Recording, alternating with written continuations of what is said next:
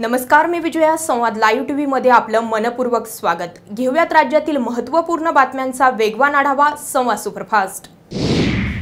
सहाय्यक पोलीस निरीक्षक अनिल परजने यांनी स्वतःवर गोळी झाडून आत्महत्या केली आहे. अंबड तालुक्यातील गोंदी येथे ही घटना घडली.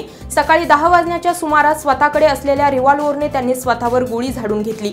आत्महत्येचं कारण अद्याप स्पष्ट झालं नाही. मात्र गेल्या काही दिवसांपूर्वी वाळू माफियांच्या मुद्द्यावरून त्यांचे, वाळू माफियांचे तसेच पोलीस दलातील वरिष्ठांसोबत किरकोळ वाद झाले होते. परजने यांनी या गावात पोलीस शिपायापासून सहाय्यक पोलीस निरीक्षक अधिकाऱ्यांपर्यंत आपली भूमिका बजावली. त्यामुळे एका जबाबदार अधिकाऱ्याला गमावल्याने परिसरात हळहळ व्यक्त होते.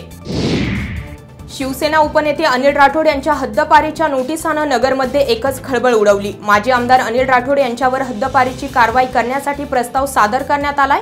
तो प्रस्ताव उपविभागीय दंडाधिकारी कार्यालयाकडून शहर विभागाचे पोलीस उपाधीक्षक कार्यालयाकडे पाठवण्यात आला आणि पुन्हा तो प्रस्ताव उपविभागीय पोलीस अधिकारी ते उपविभागीय दंडाधिकारी कार्यालयास प्राप्त झाला.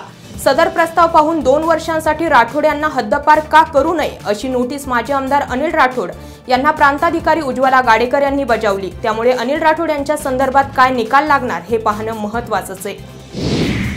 मुशीमध्ये नारायण पोखरकर या 60 वर्षाच्या वृद्धानं 22 वर्षाच्या मुलीचा विनयभंग केल्याची खळबळजनक बाब समोर आली आहे. मला तुमच्याबद्दल प्रेमभाव आहे असं म्हणत अश्लील चाळे करणाऱ्या पोखरकर याविरुद्ध चिखली पोलिसांनी गुन्हा दाखल केलाय. तर दुसरीकडे प्रताप शिंदे या नराधमानं 10 वर्षीय मुलीला एकट्या घरात पाहून तिच्यावर लैंगिक अत्याचार केला. त्याच्या विरुद्ध सोलापूरचे सहाय्यक निरीक्षक महेश स्वामी अधिक तपास करतायत. नाशिकमधील खासगी रुग्णालयात महिलेचा प्रसूती दरम्यान संशयास्पद मृत्यू झाला. यात विशेष म्हणजे संबंधित महिलेनं मुलीला जन्म दिला त्यावेळी आई आणि मुलगी दोघी सुखरूप आहेत असं डॉक्टरांनी सांगितलं. मुलीला पाहण्यासाठी आलेल्या नातेवाईकांनी मुलीची मागणी केली तेव्हा डॉक्टरांनी मुलीला नातेवाईकांकडे दिलं. मात्र आईला दाखवलं नाही. नंतर काही वेळातच संबंधित महिलेला रक्तस्राव कमी पडल्याचं डॉक्टरांनी सांगितलं आणि रात्रीच्या सुमारास तिला मोठ्या रुग्णालयात हलवा असं महिलेच्या कुटुंबियांना सांगण्यात आलं आणि या दरम्यानच महिलेचा मृत्यू झाला. हा मृत्यू संशयास्पद असल्याचं महिलेच्या पतीचं म्हणणं आहे. या प्रकरणाची चौकशी महापालिकेच्या वैद्यकीय अधीक्षकांच्या नियंत्रणाखाली करण्यात येते. माजी सैनिक संभाजी इंद्रभान कारले यांच्या घरातून 35,000ची रोकड लंपास करणाऱ्या मिथुन काळे याला स्थानिक गुन्हे शाखेनं विसापूर फाटा इथून ताब्यात घेतलंय. आरोपी विसापूर फाटा येथे येणार असल्याची गुप्त माहिती स्थानिक गुन्हे शाखेला मिळाली होती.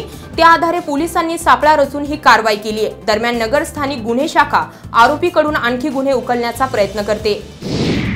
3 दिवस मृत्यूशी झुंज देत असलेले माजी खासदार स्वर्गीय किसनराव बानखेले यांचे चिरंजीव कैलास किसनराव बानखेले यांचं निधन झालंय. मेंदूत रक्तस्राव झाल्यानं त्यांना पुण्यातील खासगी रुग्णालयात दाखल करण्यात आलं होतं. मात्र त्यांचं काल पहाटे अल्पशा आजारानं निधन झालं. त्यांच्या पश्चात पत्नी, 2 मुलं, आई, 2 भाऊ असा परिवार आहे. त्यांनी अनेक पदांची जबाबदारी पार पाडली होती. यावेळी अनेक राजकीय सामाजिक कार्यकर्त्यांची त्यांच्या अंत्यसंस्काराप्रसंगी उपस्थिती होती. मुख्यमंत्र्यांच्या हेलिकॉप्टरचं लँडिंग दुसरीकडेच झाल्यानं तासगावमधील कार्यकर्त्यांची चांगलीच धावपळ झाली. तासगावात मुख्यमंत्री देवेंद्र फडणवीस यांच्या हेलिकॉप्टरचं लँडिंग दत्तमाळावरील स्वामी रामानंद मारुती सूतगिरणीजवळ होणार होतं. मात्र त्यांचं हेलिकॉप्टर दुसरीकडेच भरकटलं आणि त्याची लँडिंग सैनिकी शाळेच्या हेलिपॅडवर झाली.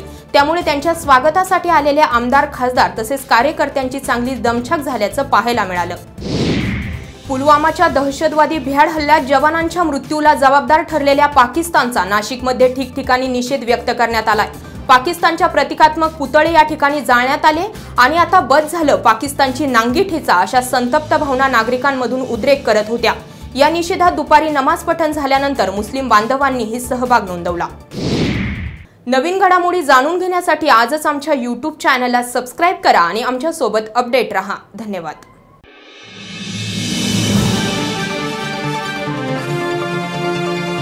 संवाद लाईव्ह टीव्ही, आपला विश्वास, आपलं चॅनल.